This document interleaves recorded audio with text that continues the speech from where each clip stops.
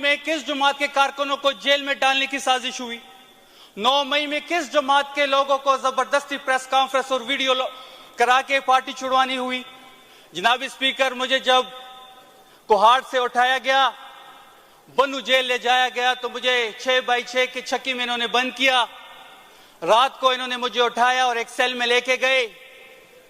वहां पे जो लोग मौजूद थे, जनाब स्पीकर, आपकी तवज्जो चाहता हूं, वहां पे जो लोग मौजूद थे वो डायरेक्टली फोन कॉल पे डिफेक्टिव सीएम उनके साथ लाइन पे था और वो मुझे कहते थे कि आपकी बेटा फलाने स्कूल में पढ़ रहा है, आपकी मां की उम्र 70 साल है, ऐसा ना करें।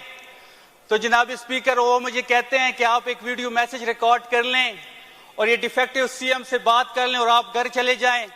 तब मैं इनको कहता था कि मैंने अपने वालिद को तहरीक इंसाफ की झंडे में वाकी बांडा के कब्रिस्तान में दफन किया है, मैं उनकी कब्र की मिट्टी को नहीं बेच सकता। मेरा जीना मरना इमरान खान और तहरीक इंसाफ के साथ होगा।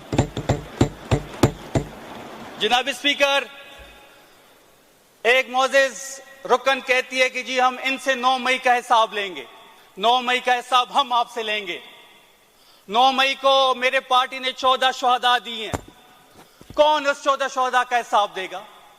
किसने हमारे 14 शहीदों को शहीद किया? कौन थे वो लोग?